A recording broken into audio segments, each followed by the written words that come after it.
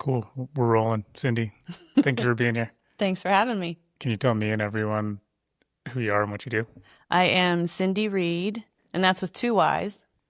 And I am a health, fitness, nutrition specialist. And I have a business called the Fitness Lifestyle Academy. And it's an online program. We can talk about that in depth later. But it's um, everything you need to know about a healthy lifestyle under one roof. Let's start with the spelling of two Y's. Is that uncommon? It is. So my real name is Cynthia. Okay. And I hate that name. And my mother called me that, and she would always use it when she was mad at me. Okay. So I started going by Cyndy. And in college, my girlfriends gave me a coffee cup with every possible spelling of Cyndy that there was. And that's the one we landed on, Cyndy. Okay. So you kind of chose the spelling a little bit. Yeah. Right on. Yeah. How long have you been in the fitness world? 35 years plus. Was this like something that was passed down? Was fitness very important in your family, or is this something that you leaned into more as you grew up? I leaned into it. I was an athlete in high school and college. I played basketball, ran track, did cheerleading, showed horses. Okay. And my family wasn't active really at all. It was just what I found as a young kid and kept going. Yeah. So it's essentially in your DNA now. Yeah, Yeah. pretty much. Yeah, that's I don't like you kind Yeah. of see those things as either like, oh, this has been our family's been doing this forever, or nobody in our family did this, so I did this, one or the other. For me personally. Yeah, or just like that's what I see in different people. Like some Yeah. people they really prioritize their fitness and physical health, and because either everyone in their family did or nobody in their family did. For me, it wasn't so much that. It was I found my voice with athletics. Okay. I remember this vividly. In the sixth grade, I found track, and it changed my personality. I came out of my shell. I found my voice, and it just sort of went from there, and I didn't really look back. And my parents were supportive of it, but they were not athletic. Nobody in my family was really athletic. So I guess there's something to speak just to that you were able to try a lot of different sports and find something that really seemed like it was your fit. It became my personality. Yeah. Yeah. And that's there's a lot of great, positive side effects to that being your personality. Yeah. Yeah. So high school, you played college sports too? I did. I actually made the basketball team in college, Okay. but I realized at that age I didn't want to put that much work into it, and so I did not do it, and instead I played intramural sports. Okay. So I could have fun and a life and, drink beer and all the things you're supposed to do in college. What kind of sports is that? Basketball. Okay. Basketball and track. But you did keep playing basketball, or you didn't? I played, but intramural. Okay. I didn't play for the college team, even though I made gotcha. it. Yeah. I made the team, but then you had to go to practices 2 and 3 times a day, and it became your life. And at that point in time, when I was, a freshman in college, I didn't want to devote that. I didn't want my whole life to be about the sport. Yeah. And, That makes sense. Yeah. I mean, I wanted a social life. yeah. Yeah. I mean, like the commitment to college athletes, Oh, yeah. like even these days, but I'm sure it wasn't too much different then. Yeah. It was going to be my whole life. And so I just decided I wanted to still play. And so intramurals offered basketball and softball and even flag football. So Nice. that was way more fun. After college, was this your direct route? Were you always doing some type of fitness, or is it a roundabout way to where you are? Roundabout. So after I started skiing in high school, and then in college we had a ski team. I grew up in Texas. Okay, sorry, I didn't ask you. That's okay. Austin, Texas. And so I went to Texas State, which is just down the road from UT. And we had a ski team or a ski club, and we would go skiing in Crested Butte, Colorado about 3 or 4 times a year. And that was my new favorite thing to do. And so I moved to a ski area right after college for 1 season, and I ended up staying 3 decades. Was that here? No, that was in Aspen, Colorado. Okay. You would not think that Texas school would have any ski program. I know, but we did. Very cool. So that's when you learned to ski? I learned to ski when I was 16 in high school, and then just kept it up. And then in college, we had the ski club not a team, but a club, just, through sororities and fraternities. And we would rent a Greyhound bus 3 or 4 times a year, charter a bus, and go to Crested Butte, Colorado, and ski for a week. And so after college, this is a funny story. I was waiting tables, and I thought, if I'm going to wait tables and not use my degree, I'm going to check out a ski area. And so I looked in the back of Ski Magazine and found an ad for housing if you work at a McDonald's and in Vail, Colorado. I'm like, I am so there. Excuse me. And so I packed up my car and literally left the next day. Nice. And I drove to Colorado sight unseen, and I got to Vail and I didn't like it. It was just on the highway. So I kept driving and I wandered into Aspen. I had never been there before. And I got a job as a maid, and I had a place to live, and my roommate and I would use the snowbank outside for our refrigerator, and we had a hot plate, and we were just in heaven. What a cool experience. It was amazing. So if you're in Austin, what is the closest place you could go to ski driving from? There's Taos, New Mexico, and Crested Butte, Colorado. How far is that? Honestly, I don't remember. It was a day's drive in a chartered bus.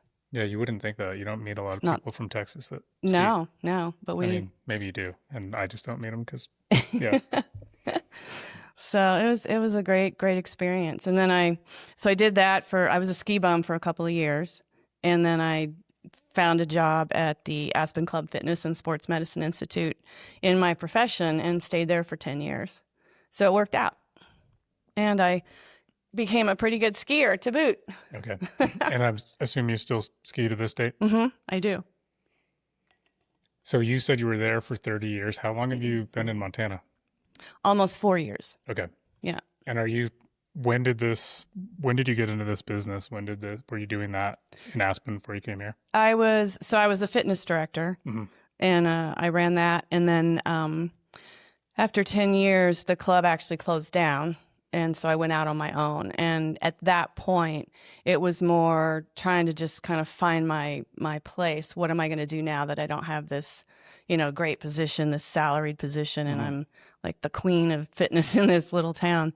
And so I kind of created my own thing, and I worked at different places, and I was just finding my way. And finally, I came up with Cyndy Reid Fitness.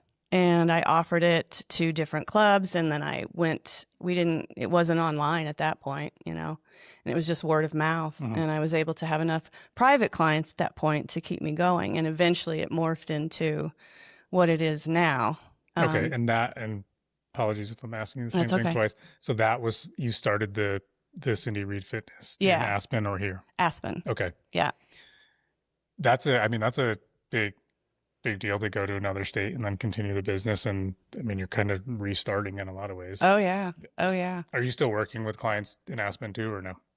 No, but I do have a couple of online clients, like private clients, but that's minimal. My whole focus right now is to get the Fitness Lifestyle Academy, kind of bring that more into the mainstream.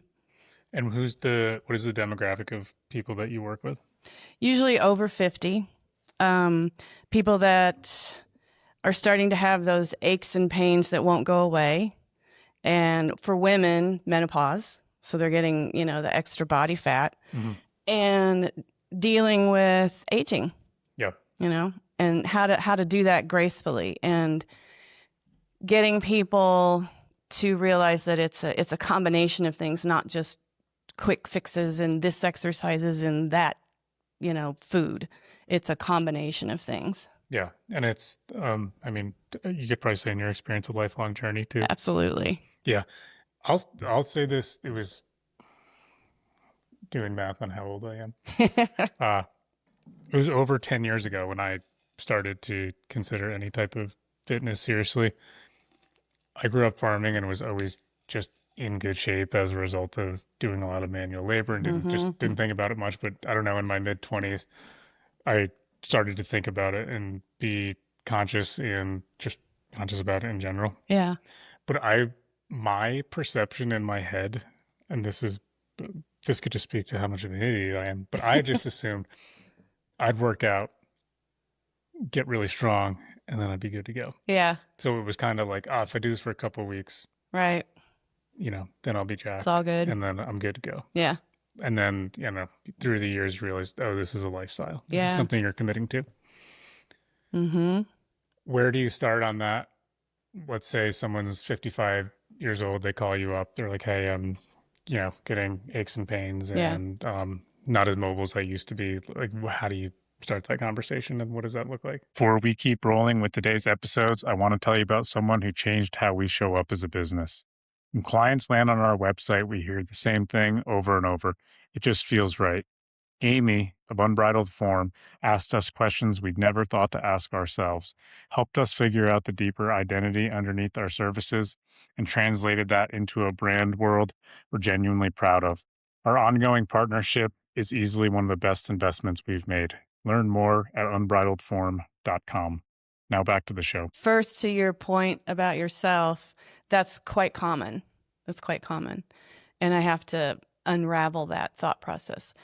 To the second point, where do I start? I do a whole assessment with them in person, and I put them through a series of positions. I check for weaknesses, strengths, imbalances, and I have a whole questionnaire that I give them as far as nutrition and mindset and what they're doing already. And I get a baseline from which to start. Yeah. So I find out what's going on with them first. Their body and their mind tell me things. And from that point, I decide what to do with them. And I also talk to them about, their commitment level and what it is actually going to take and see if they're serious or not. Yeah. A lot of them are, a lot of them are, or a lot of them are not. Yeah. Because they're still in the, give me one thing, give me a routine that I can do that works. And it's not about that per se. It's about your whole lifestyle and what are you already doing and what do we need to tweak. A lot of mindset, a lot of behavioral modification. So I see where they are in that realm first. What is generally the main reason they're coming to you in the first place? Those like aches and pains and general aging? Yeah. And a lot of them have, so my expertise are also with, I'm a medical exercise specialist also, which means that I deal with spine issues, joint replacements. So there's that part of it too. And a lot of people come to me after they've had issues with those body parts and they're still in pain. And so a lot of that is posture and strength in the spine. So we have to educate them first on what's going on and what the causes are. Then I can kind of turn their head and go, here's what you need to do to fix that. You don't need surgery necessarily. Not yet. Let's try to do this without surgery first. And they're all over that. Yeah. I mean, that's ideal. Exactly. Yeah. Yeah, I know I've heard, I think it's Peter Attia has some quote that says, you don't get old and stop moving. You stop moving and get old. That's exactly right. Yep. And it's exactly right. And the other thing about that is pain can be caused from lack of movement, atrophy. And that's a hard thing for people to grasp. I'm in pain because I'm not moving. Yeah. And so it's counterintuitive in the brain. The brain's like, you're in pain, you need to stop. But if you do, you're going to be in more pain. And I'd imagine you even, when you're going over this assessment, a lot of it is, when you do start training and exercising, it's how your form and your technique. And like coming from someone who didn't pay attention to any of this, probably for at least the first 5 years. Yeah. And like the one thing I have on my side is my youth, but I've corrected it in the last 5 years to do much more functional stuff, much more full body stuff. Yeah. And I really feel better now than I did when I was 30. Yeah, so you're ahead of the game. And I'm just fortunate that there's so much knowledge and information out there now, but I could see, that's going to be so tough. And not to like knock on my mother or anyone older, but I always say when people are older, like you get so calloused. Yeah. Like if I'm having a conversation with someone in their 20s or 30s, they might be open to more ideas because there's just less time spent. But when you get to be a certain age, it's, if you've understood something, it is so ingrained. So I'd imagine this becomes a big sticking point for you. It's a huge hurdle. Yeah. It is. And I find that a lot with men, no offense, I'm but taking- that's the way it is. And people that are over, let's say, 75. Yeah. That demographic is really hard to get their mindset to change. Yeah. It's hard. Now, that's not everybody, but that does show up quite a bit. So how do you do it? You got to explain. I'm actually pretty blunt with them. Once I do the assessment and I find the information, I throw it back at them. All right, you just said you want to do X, Y, and Z. This is what is going to have to happen to, achieve those goals. Are you willing to do that? Period. And if you're not, it won't happen. I'm just really blunt with that demographic. If anyone gives you pushback just in general of, why should I have a trainer or why do I need a trainer? What do you say to that? Like, what's your something to the effect of you came to me with these goals in mind, and what you've been doing so far hasn't worked for you. So what makes you think that it's going to work for you now? And that kind of stops them in their tracks. It's like, you came to me. You have a need. I can fulfill those. I can give you solutions. Why not try it for 3 months? Look at it like a college course. And then if you don't like it, stop. But at least try to commit to it for that, because it takes 90 days for something to change.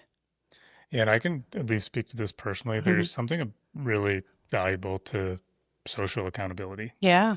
Because I'm assuming you set up times to meet. Yeah. And you go through stuff with them. Yeah. And at some point, they will kind of start to train themselves. Like, this is what I do, I would imagine. More often, no. So the people that come to me don't do it on their own, ever.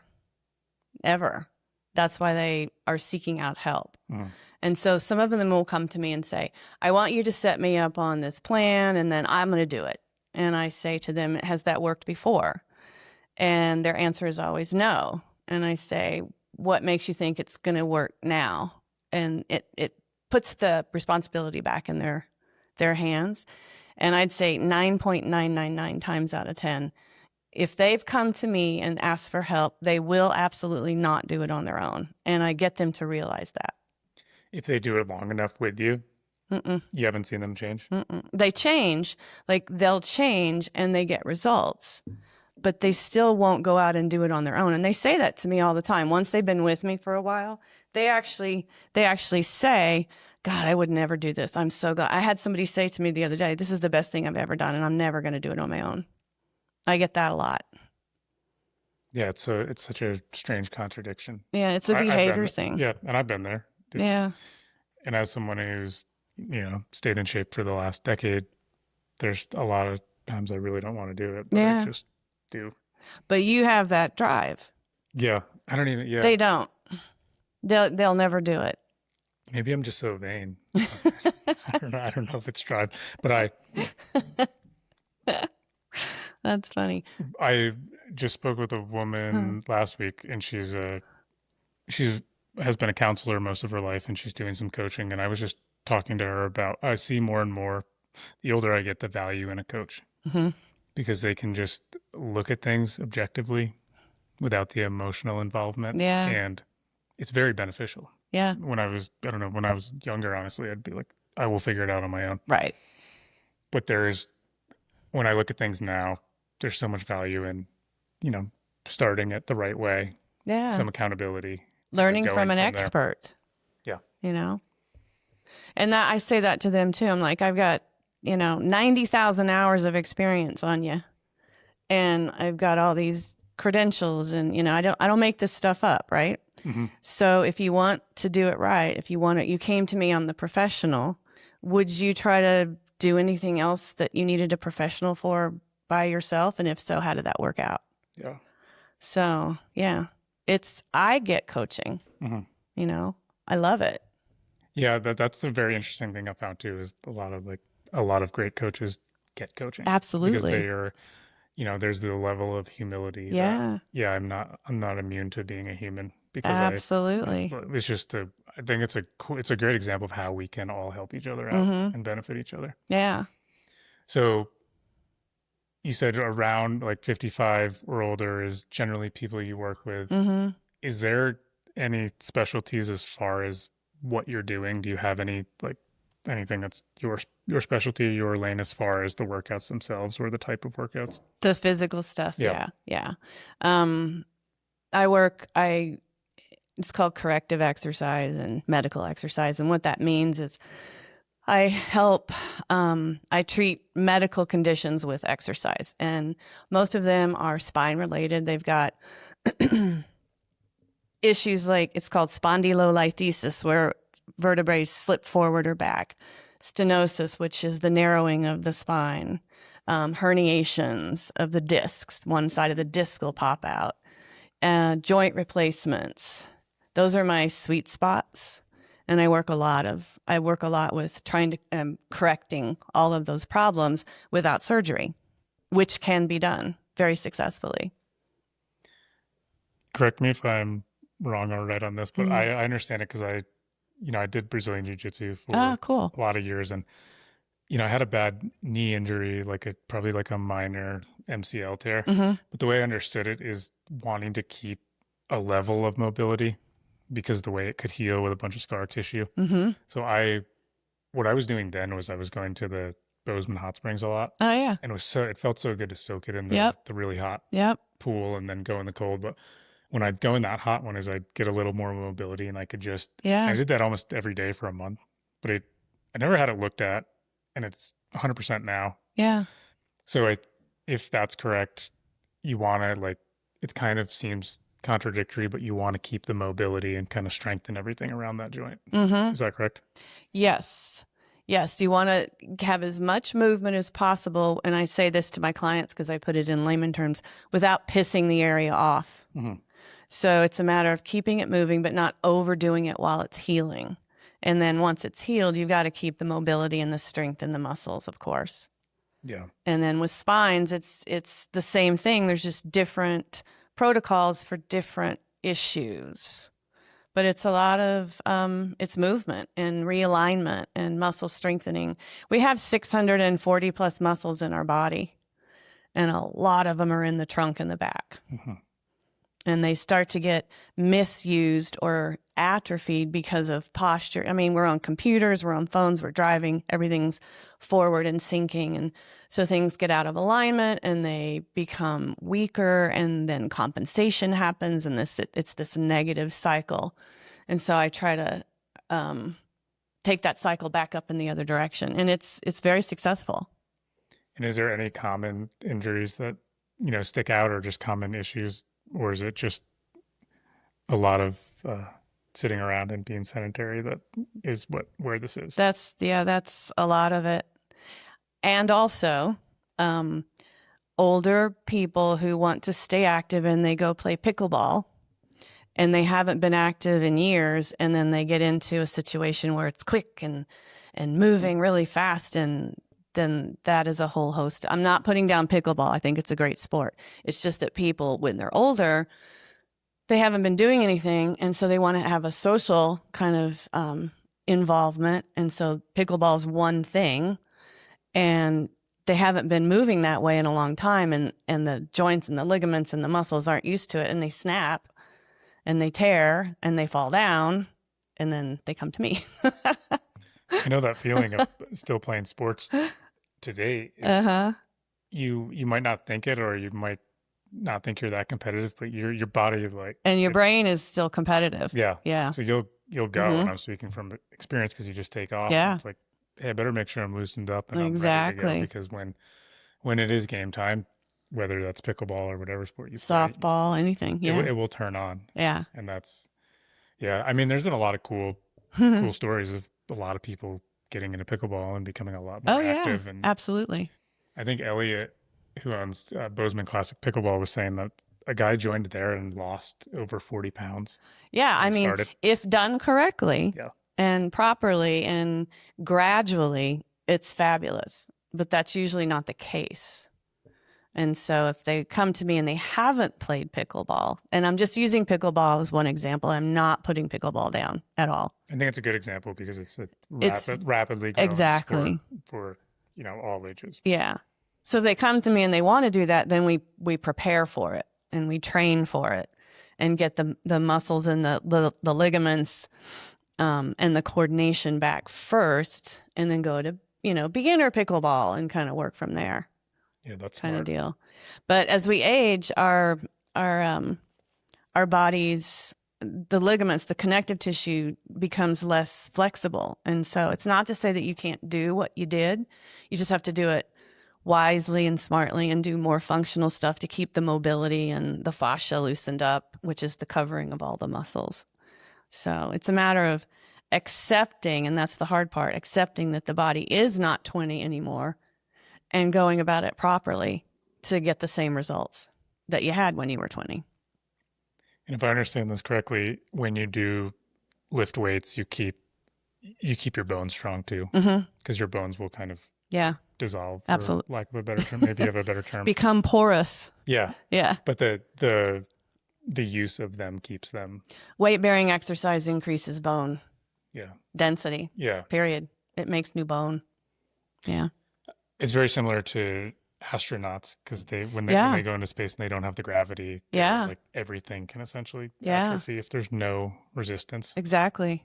But it is no gravity. It seems contrary even to what you were saying, injury from sitting around and recovering from an injury. You would think that you just rest, just leave it be. Mm-hmm.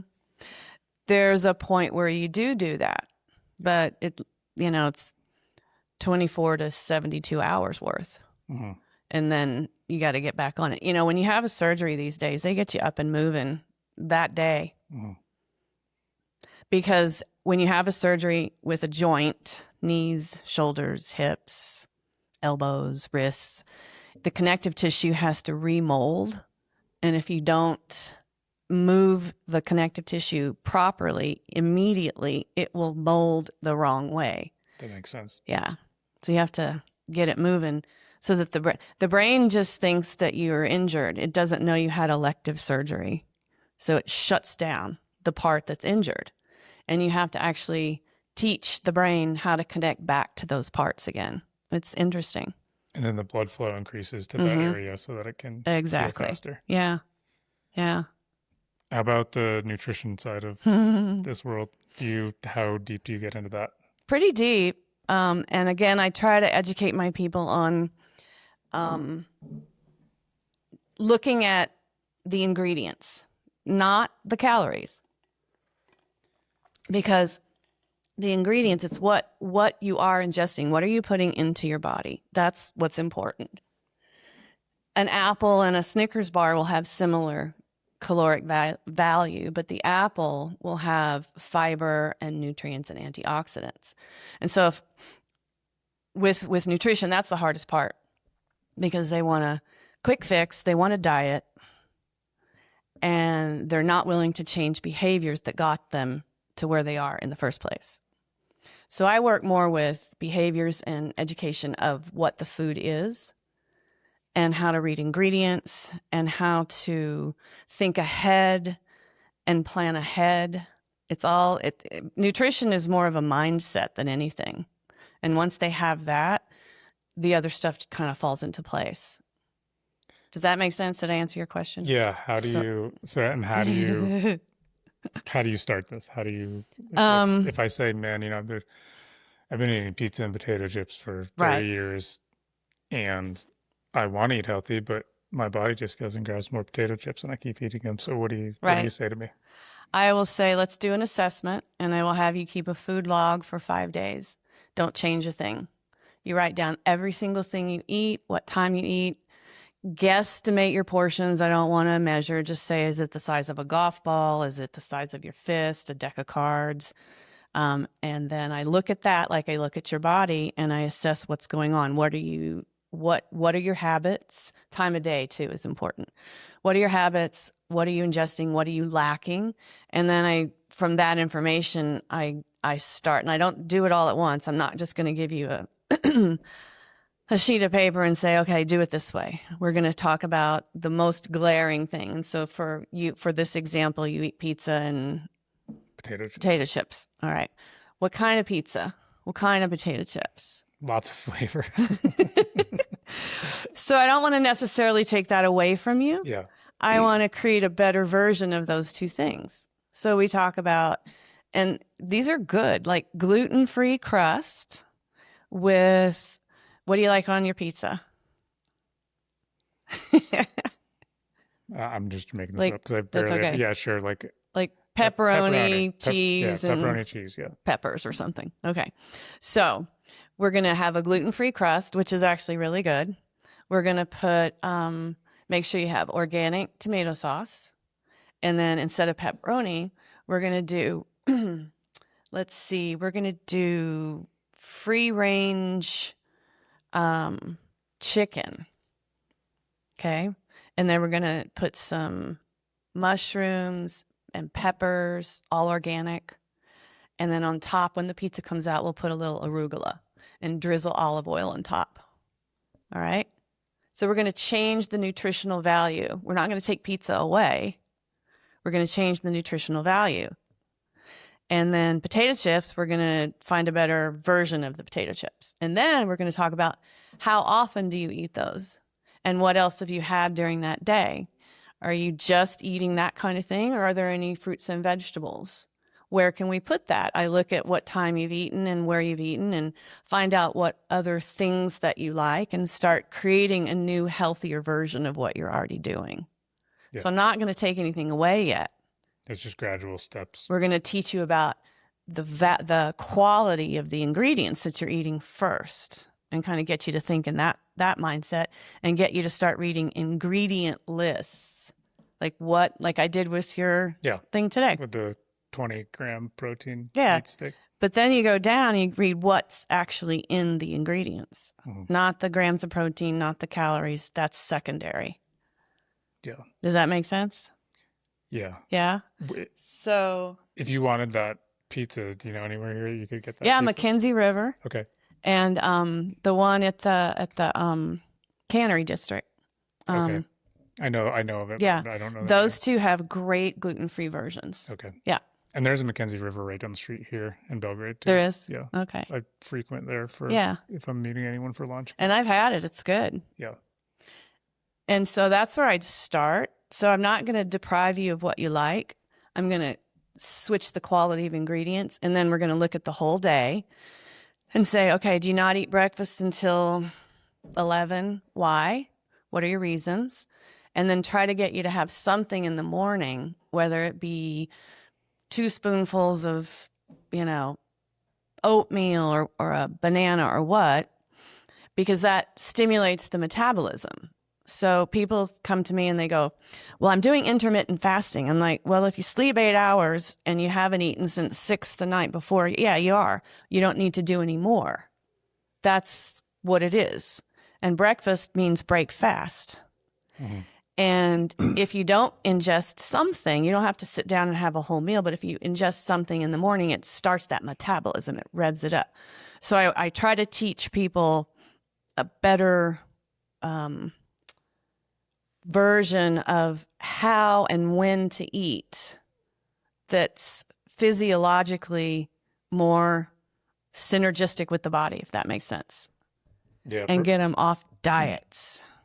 Well, I'll tell you my diet experience and journey, because this is one I would not recommend for anyone. So I'd say avoid this, and maybe you can speak to how to avoid this, and maybe you already are. I don't eat breakfast that often. I generally work out in the morning, so I don't want to do that on a full stomach. And then that meat stick was the first thing I ate today. But when I'm in my, let's say mid-20s, somewhere around there, I read this book.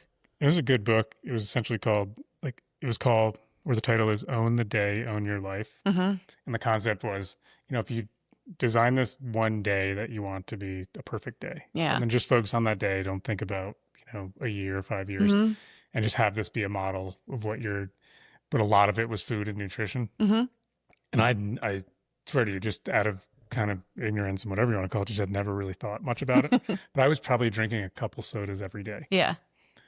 And I'm thinking, I'm like, oh, that's so much sugar. That's so bad, yada, yada. So I essentially cut most of this out. Mm-hmm. I'm like, man, this is fine. This is fine. The thing that they were emphasizing was keto. Ah. After maybe a week, not even. And I always said historically then when I'm drinking my 2 cans of soda every day, I'm not, I don't really like sweets. I Uh-huh. don't need sweets because I was essentially on like a steady stream of sugar every day. It was Mm-hmm. like an IV drip of sugar for the first 25 years of my life. Uh, To my mother's credit, she would always give me hell about drinking soda, and I didn't know why. yeah. Anyway, after about 5 days, I would have these sugar cravings. I could go get a box of donuts and eat the whole thing. Yeah. And it actually started this really unhealthy relationship with food, where it would be this yo-yo. Yeah. And this, like, ultimately this took years to get to a healthier place, but I'm seeing this all in hindsight now, but I'm like, man, that was like, I would not recommend that approach to anyone, but I think to what you're saying is the list is just going to show that. So, I mean, if I even saw that, Yeah. hey, look, I'm drinking 2 cans of soda every day and I'm eating all this junk food and this processed food, and it's probably, I don't know, like hundreds of grams of sugar. And now I might, like, I don't have that in a week or a month, Right. but it has been Yeah. fun to see my food palette change over time. But now I don't crave the same things I used to crave. Hi, folks. Quick note from me. If you don't already know, the goal of Mountain Mule is to build real connection between Montana's businesses and the people they serve. If this episode or any other has given you something worth thinking about, smiling at, passing along, I've got a small ask. Share it with a friend, text it to someone, consider following the show. Whether you're using our services directly or following and sharing the show, those simple actions help support this business as well as the businesses and guests that have been a part of the show. Thank you for supporting these Montana businesses, local jobs, and this beautiful state. Now back to the show. And that's key. And I tell people that in the beginning. And it does. Sugar's addictive. And when you cut it out, your palate does change. And other things start to taste better. And it allows you to explore other things that you wouldn't normally eat because you're going to start to feel better. And a lot of people, everyone without fail says to me, I say, well, I'm going to have you keep a food log for 5 days. Oh, I eat healthy. I eat this and I eat that and I eat this and I eat that without fail. And then I say, great, let's put it on paper because it really show, what the details are. And ultimately they come back to me and go, oh my God, I can't believe I eat like that. I thought I was eating much healthier. Yeah, it's very easy to trick yourself. You don't remember unless you write it down. And to your point, the diets, and they always go, well, I tried keto and I tried zone and I tried this and I tried the low carb and this and that. And it's not that you don't lose, a person will lose weight, but primarily they're going to lose muscle and they're not going to change the behaviors, which got them there in the first place. And it's not sustainable. And so what I teach it's lifestyle, it's behavior modification, it's sustainable forever once you learn how. Yeah. And it opens people's eyes. And that's the hardest part. It's harder than the physical. People don't want to give up their wine. And they don't have to give it up. They just have to not drink 3 glasses a night.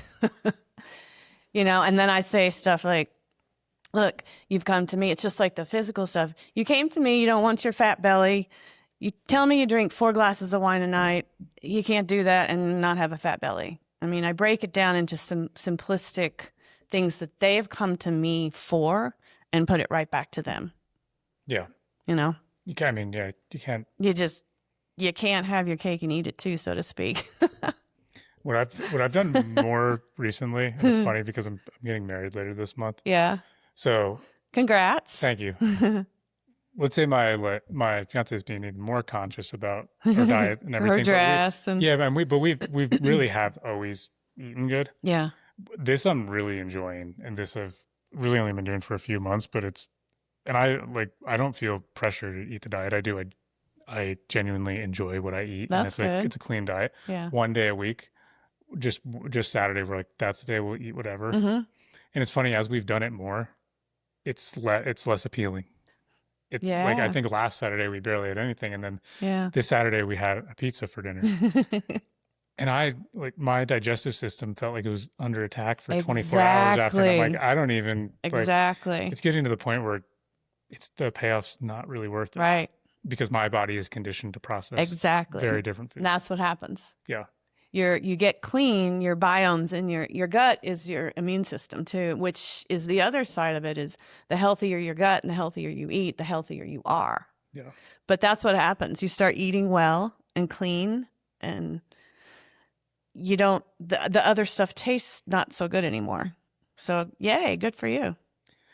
I mean, it's Yeah. complex. It is. I'll say it's It been a is. journey to say the least, because, and I'll speak for myself, the amount of food is used to cope with other things or distract from things. Yeah. And then just the high you might get from the sugar or the taste. And it's very complex. I see why you say this is the harder part of Yeah, the whole equation. it is. And if I sense or detect an eating disorder, like a diagnosable eating disorder, I send them somewhere else. Yeah. Yeah. What's your daily nutrition? Like, what is your kind of framework for? Oh, yeah. So in the morning, I'm a busy person and I like to sleep. And so I opt for more sleep instead of having a sit down breakfast. So in the morning, I usually have, and I prepare all this beforehand, which is a skill that you have to learn. So in the morning, I have, it's a combination of beets and sweet potatoes and in a skillet with olive oil. It's very quick, little sea salt. And then I have organic, gluten-free, like 5-grain toast and a little, it's Beyond Burger. It's the brand sausage. And I eat that. It's quick. Yep. I got to have quick, but it's nutritious. And so that's usually around 7:30. And then I graze. I take things with me. So I'll have apple slices and banana and things like that until lunch. And then usually at lunch, I need a pick-me-up. So I'll have kind of a rice noodle and vegetable dish. And then I graze some more. I'll have some nuts, maybe another, maybe some blueberries or something. And then I get home around 3:30. And if I haven't gone on an activity, usually I'll go like a hike or a mountain bike ride. And then I'll come home and have maybe a few like gluten-free crackers and hummus kind of thing. And this isn't very much, just grazing all day. And then for dinner, I have a salad, and the salad usually has kale, raw squash, carrots, cranberries, nuts, apples, things like that. And maybe some Beyond Burger or some salmon. Okay. I was going to ask if you're vegetarian or No. if you just have. I'm about 90% plant-based because I feel better and I fully believe it's better for you. Yeah. But I do eat salmon and some chicken. But it has to be wild caught and, free range and all that. Yeah. And I'd imagine, like, when you're advising anyone, do you just see like genetically or for various reasons, there's just certain diets that suit certain people better than other diets? Not really. So that's so this is what you're recommending, like, to people essentially? Ish. Yeah. Ish. Again, once I see their assessment and their lifestyle, I try to make it, if they're a mom, usually I don't get moms, I get grandmoms, but they want to hang with their kids. But some of them are older moms. Regardless, they're busy and they usually travel, they have functions, and I always try to work the nutrition into their lifestyle. I try to make it work for them. And by that, I mean, all right, give me your schedule. If you've got, point A, B, C, D, and you're active all day, you have to plan the night before. You have to get your snacks ready. And if you do that, you're going to succeed. If you like to eat at night, try not to eat after 7. What do you like to eat at night? Let's tweak that and make that a little more healthy. I also recommend not having, so carbs are not bad for you. It's the quality of the carbs, the amount you eat, and the time of day. So I try to. I disagree here, folks. Go on. I can elaborate. I'm just poking. Go I for know. it. So I know I'll get a lot of that. Yeah. But once they learn about quality and quantity, if you have restaurant pasta, it's going to taste really good, but it's shit pasta. Oops, can I cuss on this thing? Yeah. Okay. But if you make it yourself, you can have healthy, organic, or gluten-free, and you control the quality. But after about 3 or 4 o'clock, your brain it's not as active, and your body's starting to wind down for the day. So you want all those complex carbohydrates during the day when you need it. You got to think, you have to be active. And so I look at the time of day, and I try to educate them as to when to eat what to get the best energy, to fit into their schedule, how to prepare things for their schedule so it works for them. Did I answer that question? Yeah, and I have heard that.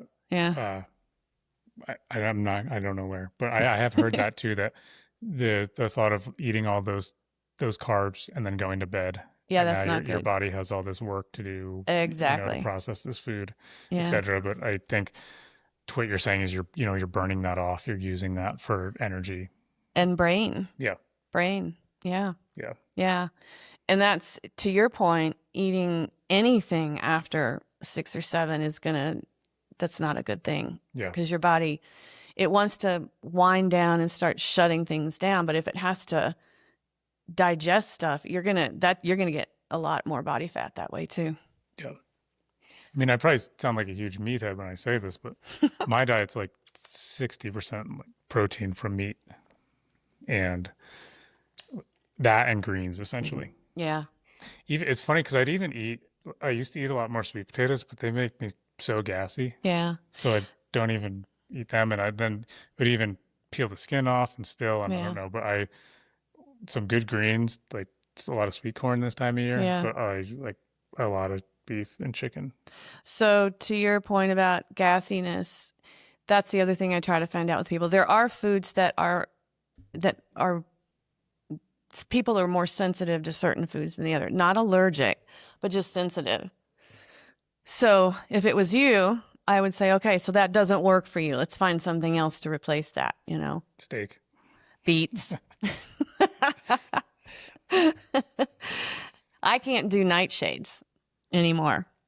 I might have there's a lot of peppers I'll have a hard time digesting, and I think they fall into that category, right? Yeah.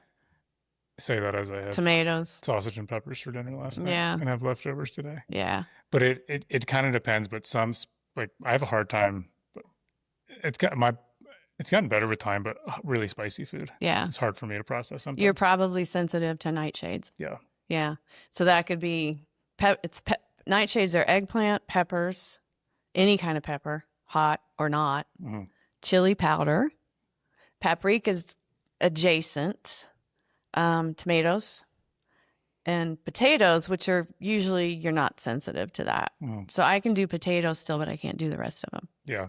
That's what I kind of understood from the research I'd done. But I know, do you ever do like food allergy tests, or do you ever recommend anyone do those kinds of things? Yeah, sure. Yeah. It's good to know baselines. Yeah. Yeah. With that, I try to teach people how to take that information and use it as a tool. Like, not get caught up in, I can't do this, I can't do that, I can't do this. Let's find an avenue. Let's just be aware and create different combinations, because you might not be able to do green peppers, but maybe you can do purple peppers. And so you have to just figure out from that information what works and what doesn't, or combinations of things. It's complicated. Yeah. Very complicated. My experience has been, as I've gotten a little bit more dialed in and honed in, I can hear the feedback from my body. Yeah. Tell me. That's exactly right. That's the other thing that happens. The cleaner you get, the more you can listen and feel, ooh, that's not right. Absolutely. Yeah, there's some arthritis that had run in my family. Yeah. And I used to feel it more in my hands, and I'm a carpenter by trade, so I would feel it when I was doing more of that work. Yeah. But it is very interesting, depending on what I eat. If there's Yes. a lot of inflammation, I can actually, when I wake up in the morning, Yep. my hands will feel stiff. Yep. And that usually I can pinpoint what I ate the day before. And Why? that's huge. Yeah. Good for you. That's a really good skill that you've developed. Yeah, I think So it's good kind of what job. you're saying is you start to get it kind of dialed, and then Yeah. you know, like even the pizza, Mm-hmm. because if I really was eating that every day, I think my body would have adapted and I just wouldn't notice. Yep. I had that happen just recently. So I had I got this protein drink and, from like Whole Foods and all good stuff, pea proteins and all that. But it has the amino acid arginine in it in like a 1,500 milligram serving. It's the first one. And I found out that I can't do that. And so I researched it. And so I have fever blisters, right? And that arginine blew them up. Nerves. They live in nerves. Oh, that's so interesting. Isn't it? Yeah. So I had to give all my protein powder away. Oh, damn. But you get dialed in, like you said. Mhm. The cleaner you get, the more you can understand the feedback your body's giving you. And that's nutrition wise and physical. Absolutely. And that's a really cool thing once you get to that point. How about hydration? What's your Half your body weight in ounces per day minimum. Mhm. So if you weigh 100 pounds, that's 50 ounces. Mhm. Tea, counts. Coffee does not, Okay. because coffee can dehydrate you. Do you have any qualms with caffeine or anything like that? Or No, just, don't drink like 10 caffeinated drinks a day, just a couple. that's what I used to do. 10. Yeah. I just drink decaf coffee now. Yeah.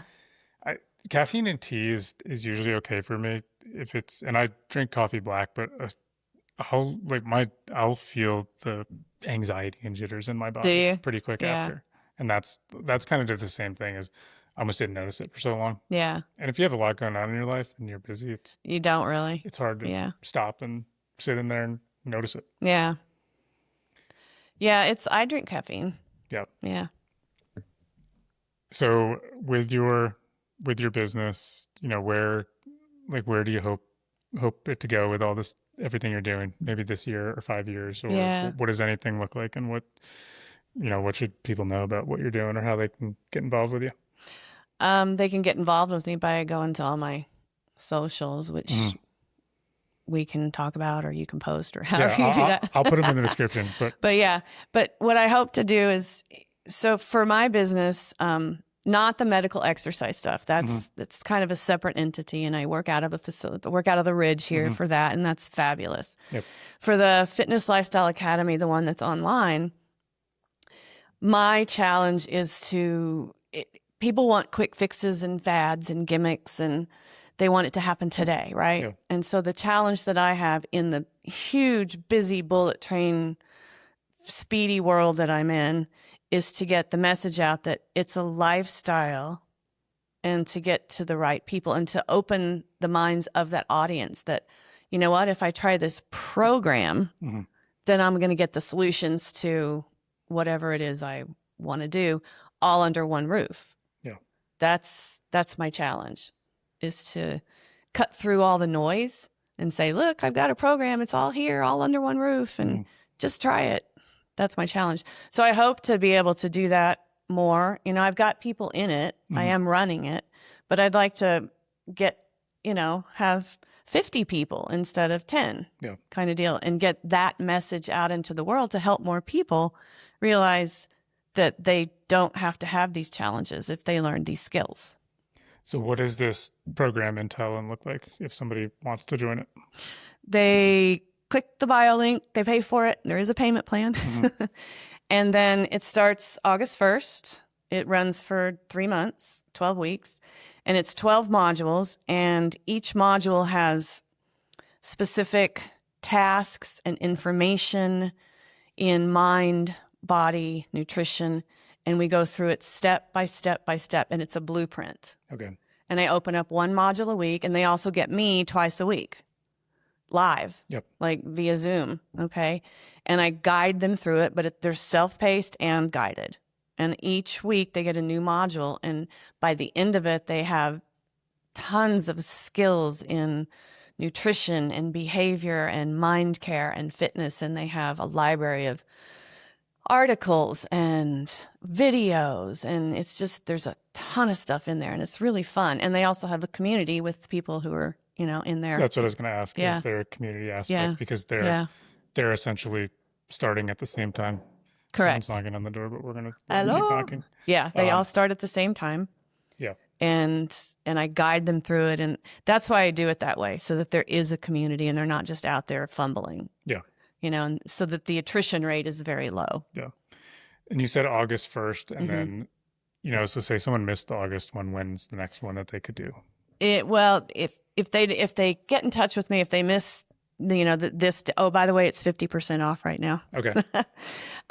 If they miss this deadline, they can contact me directly at strongwithage@gmail.com Okay. within 2 weeks. And I can still get them into the first one. And try to And catch them up. Catch them up to Yeah. that. After that, so that takes us August, September, October, November, December, probably January. Yep. Yeah. And that would be, I guess that's when a lot of people go on or Exactly. attempt to go on a Yeah. fitness Like journey. New Year. Yeah. Yeah. So if they do this, like, where would they go from there? Say they did the 3 months and it went great and they kept on track, then essentially they should have tools to keep going on their own. Do you have, like, is there ongoing stuff? Are you hoping that they built a community with somebody there that they can work together? All of the above. So yes, they should, if they do the work, they should have embraced the skills to do it on their own, but they can always reach me. I'm always available for one-on-ones, you know, group Zooms. There are ways to stay in touch with me as after the program. Absolutely.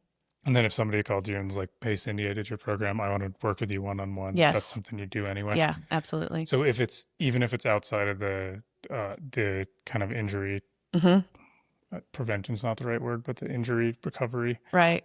you'll just do just personal Yeah. training Yeah.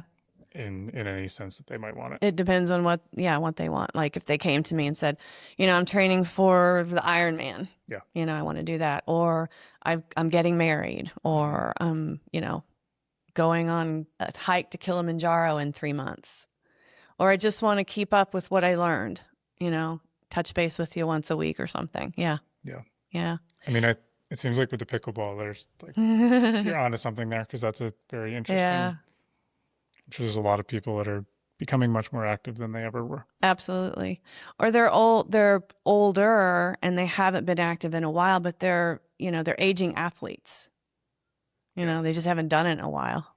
But the memory's there, the muscle memory's there. Maybe they were football players or basketball players or tennis players, you know, or skiers. And they try this, but what they don't realize is those movement patterns don't work if you haven't trained for it in a while, and you're going to hurt yourself. I'm remembering my question. What is there anything you do that people don't know about you that would either surprise somebody or, you know, could be very beneficial or helpful to know? Yeah, I don't know if it would surprise anybody. I do things like, you know, for the mind release and the mind care and creating neuroplasticity, you have to challenge your brain. So I try to do Duolingo every day, Spanish. Explain this to me. This is foreign. Duolingo? Yeah. Foreign language. Okay. Yeah. Duo, Duolingo. You can do it in any language. Okay. And it's a cool little program, and they have little challenges, and you create words and sentences. It's a Spanish class. Okay. And you can do it every day. You can do it in any language. Okay. So that, and what's the I'm intrigued. What is the why are you doing this, or what's the benefit of it? Well, something people don't know about me is that concurrent with my fitness life, I was also a producer of a television show and the creator and the star of it, called the Aspen Adventurers series. Okay. And it aired on Resort Sports Network for 12 years back in the day. If anyone looked this up, could they find you? I don't think so. There's one, because it was pre social media, and YouTube was in its infancy. Okay. There's one thing out there. If they look up the Aspen Adventures series, they'll see a trailer for island expeditions in Belize. Okay. But I don't think the program's out there. Okay. But so with that, gosh, I forgot my train of thought. The Duolingo.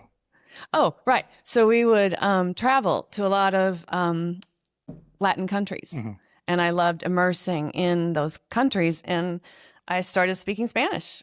Okay. And I love the language. And I just want to keep up with it. It's fun for me, and it, works the brain. Okay. So you're doing this every day just to keep to stay sharp. Yeah. I was trying to make a correlation with this, or a connection with this and the fitness stuff, but this is just something. No correlation, okay. just for my brain. Got it. It's for my brain. Yeah. Yeah. I mean, there is something to that, though. Correct me if I'm wrong, but if you keep using your brain and training it, like just like the muscles, it won't atrophy. It will stay strong. It's called neuroplasticity, and it actually creates new neural pathways inside the brain. And here's something I learned or relearned just the other day. So you have to learn new things. So if you're creating a program on a computer, if you're doing foreign language, if you're taking a class where you're having to learn new things, that's what does it. If you're doing like Scrabble, that keeps you sharp, but it doesn't create new patterns. Yeah, that makes sense. So both are good, but you want to create those new patterns and expand the brain, like you just said. Yeah. It's like hypertrophy of the brain. Yeah, I guess the Scrabble example, you're just kind of conditioning. It's regurgitation. Yeah. This makes sense. Yeah. Well, that's interesting. So it's kind of fun. Yeah. So both are good, but always challenge yourself with learning new things. Yeah. So you have to think. And here's the other thing. Your brain can actually hurt. Like if you're learning things, when I was creating the Fitness Lifestyle Academy, I had to learn how to do the back end of things, how all the URLs connected and create the pages and everything. Before I could even put the content in, my brain hurt. Like my brain physically hurt. I was using it so much. I have, there has been times when I felt a pulse in my head. Yeah. And this is coming from somebody who used their physical body to do work most of their life, but there wasn't as much thinking. There was a level of thinking, but not strategic sit down working, working up here. And maybe you've heard the different numbers of calories that people burn when they're playing chess, etc. But I do that, like that muscle can really, you get the blood flowing. It's amazing. Yeah. Yeah. Oh yeah. I would have 12-hour days and I would be more tired from that than like I just hiked up to Bridger Ridge the other day, and that's really steep and hard. Way more physically tired from the brain thing. Yeah. Yeah, and I think that's interesting. We have those dispositions. What are we, what's somebody's personal hell could be climbing, to Baldy. Yeah. And somebody else's could be, sitting behind a computer for 8 hours working. Yeah. I would take the Baldy climb. I would too. And that's just my disposition, because that's what I grew up in. So if you have the combination of the two, you're going to be a healthier person. Makes sense. Yeah. So you have both. But yeah, the brain it's an amazing thing. And I'm actually looking into becoming more, like getting more certifications in the brain, because I think it's so fascinating and it can help. It's, it's your control center, obviously. Yeah. Yeah, I mean, it's all connected. Yeah. I think to what you were speaking of earlier, so that's where a lot of the roadblocks come up. Mm-hmm. Yeah. And to that point, I have several things in the program that are specifically tailored to control the brain, not in a bad way, but you learn how to navigate these negative thoughts. We all have them and they're part of us and they're not going away. But how do you manage that? And so there are several skills in that program that teach you how to do that. It's pretty cool. Cool. Yeah, it's really cool. You have some books over there. I do. Do you want to talk about what those are, what you got going on? So this one it's called Salad Made Meals.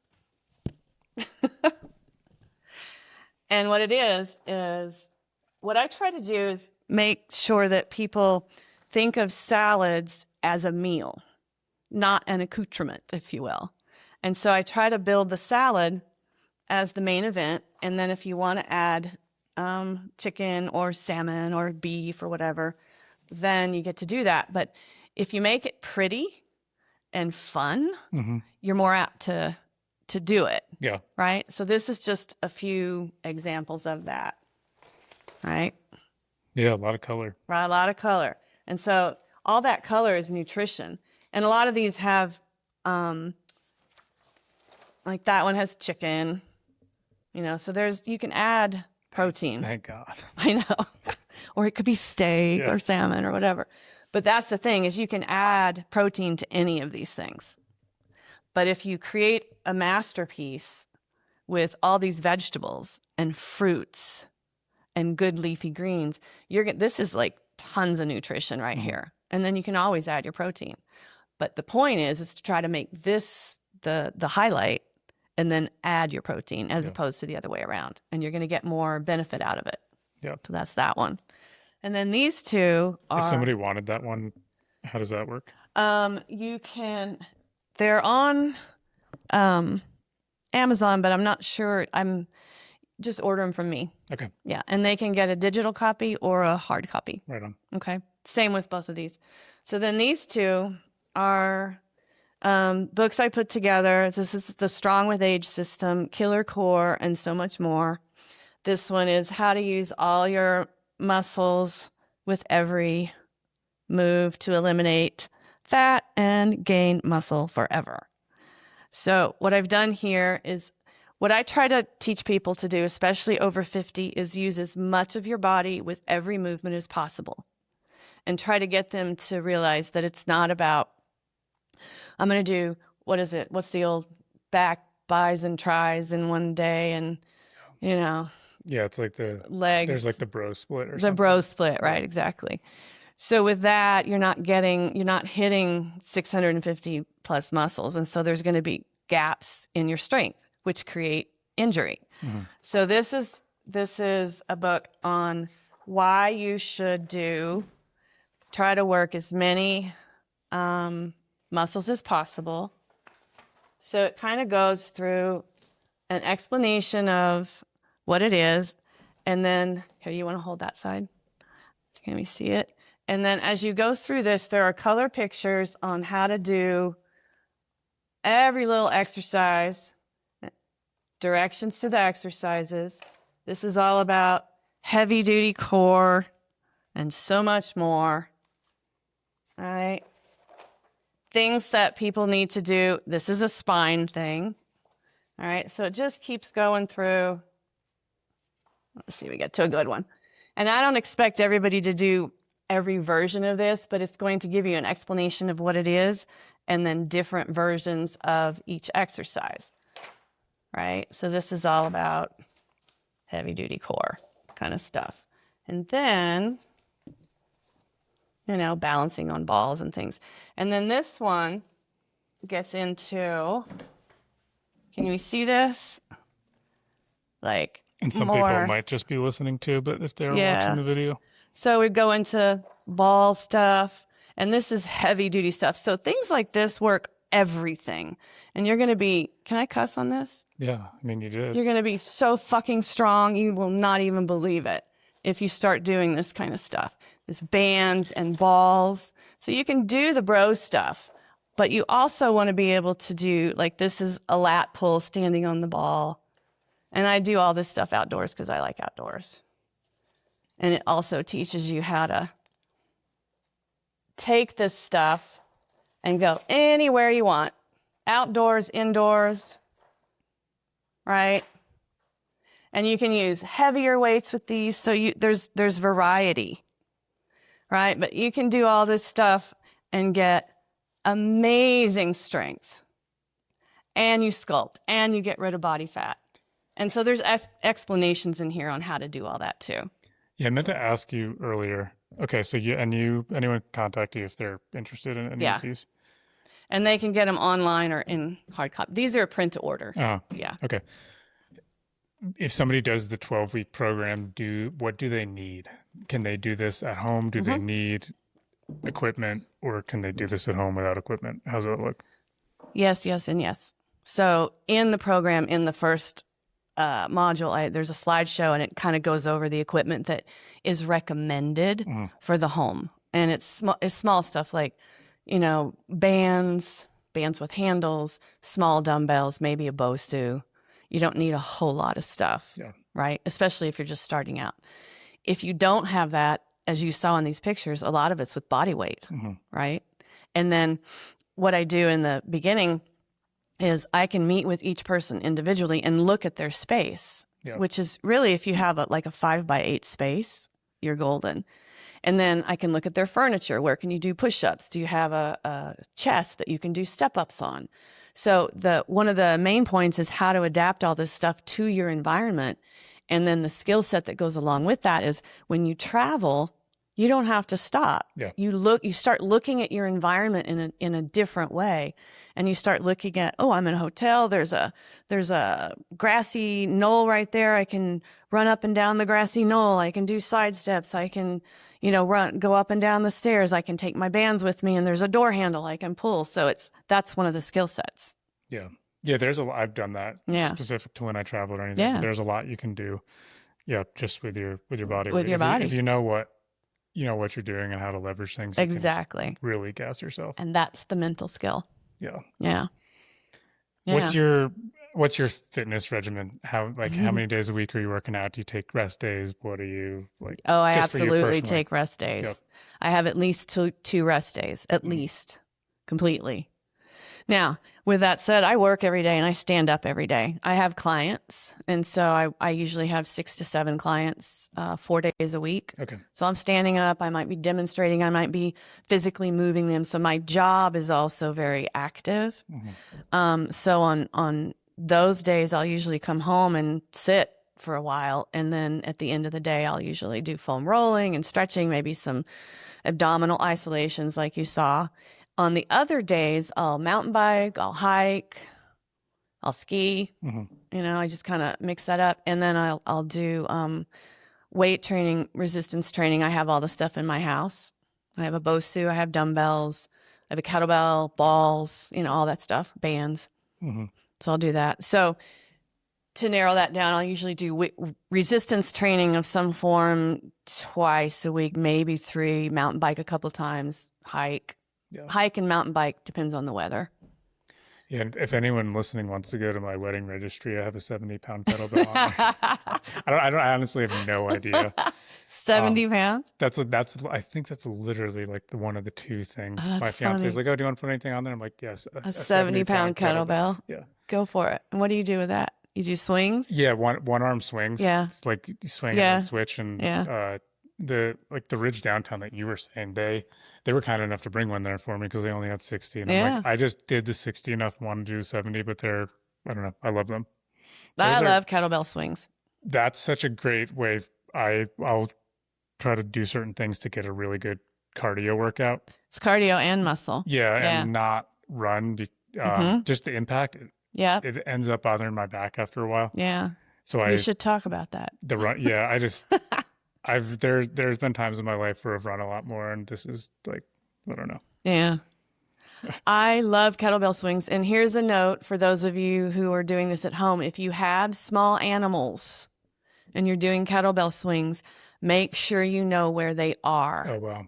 Seriously. I'm speaking from experience of No, I haven't hit one, but I've almost hit one, especially a cat. Yeah. You can kill it.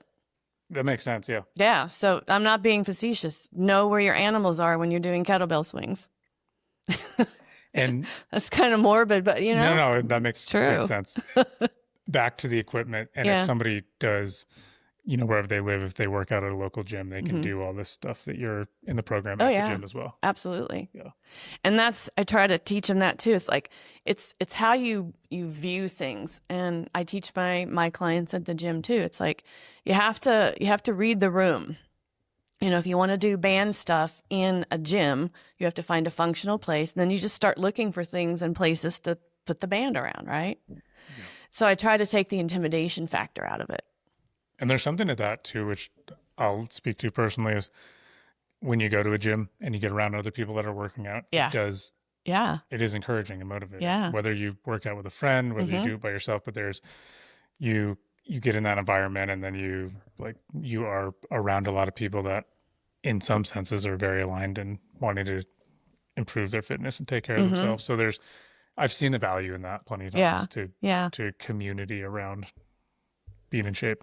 Yes. And the flip side of that is it can also be intimidating for somebody who's getting started or who's older. And so taking my program helps them to get more confident with their bodies.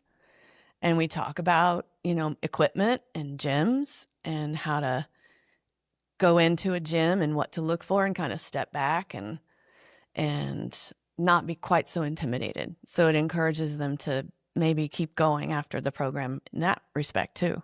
Yeah. I would like to think that a lot of people think like this, if I'm being really idealistic, but when I see somebody walk into a gym and they're maybe really out of shape, really overweight, but they're having that vulnerability to go do that, I have so much respect. Oh yeah. I don't want to go up to them and say, "Hey, great job," because that could be, just as bad as shaming them, but that takes so much courage, and it's like that is just such a noble thing to do. Yeah. When you're going into that environment where everyone's in shape and has been there for 30 years and maybe it's someone else's first day there.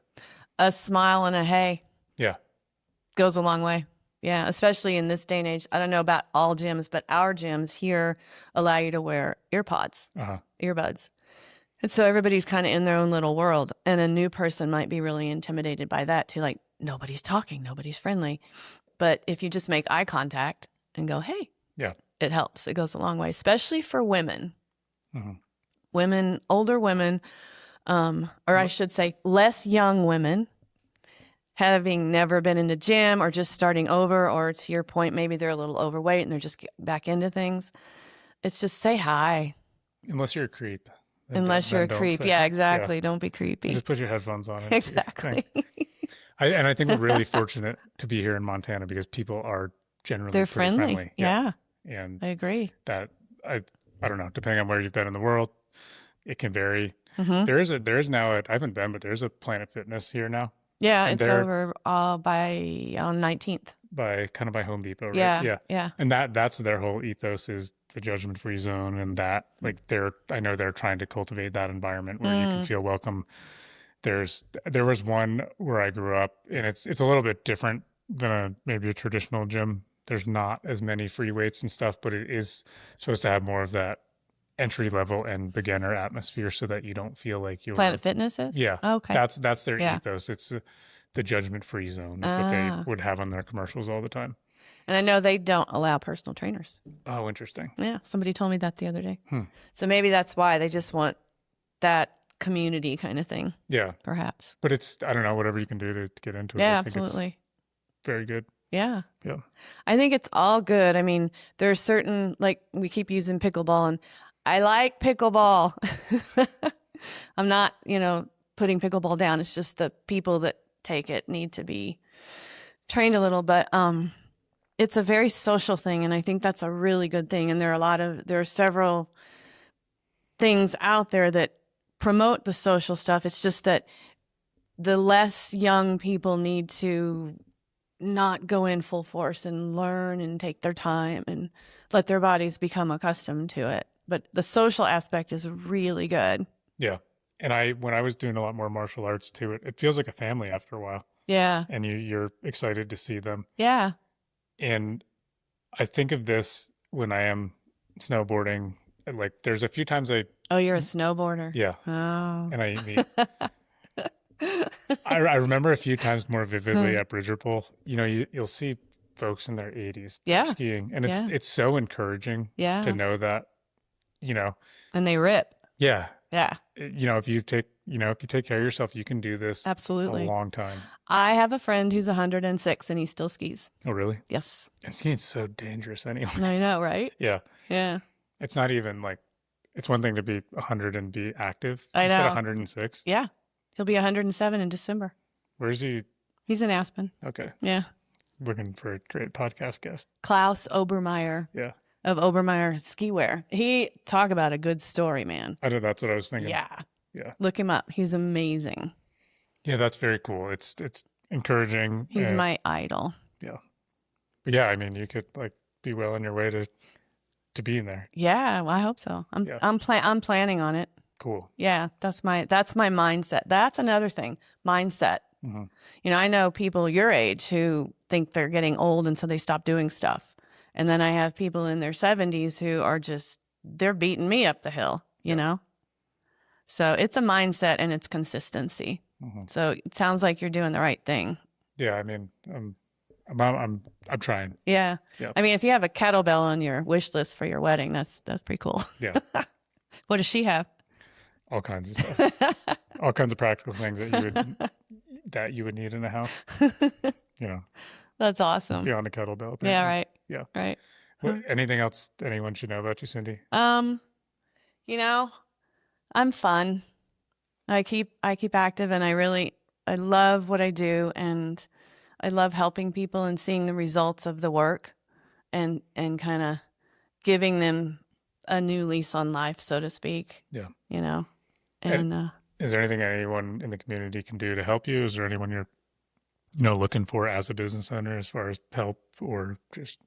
You know what I'd like to do is find a facility that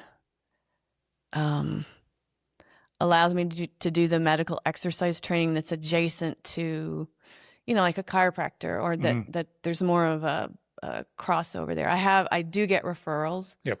But if it's a facility specific to medical exercise and like the spines, the joints, that sort of thing.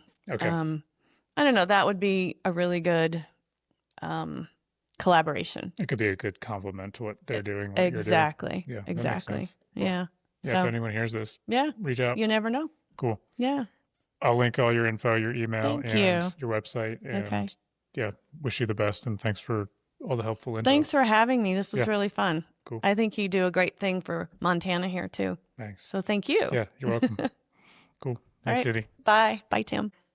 Thanks for listening, folks. You can find the full blog post for every episode, along with key takeaways and links at mountain-mule.com. If you haven't yet, consider following the show. That one small action helps these Montana businesses get seen, grow, and thrive, and it helps this podcast keep going too. If you know a business that would be a good fit for the show, we'd love to hear from you. Just reach out through the website or social. Thank you for supporting these Montana businesses. See you on the next show.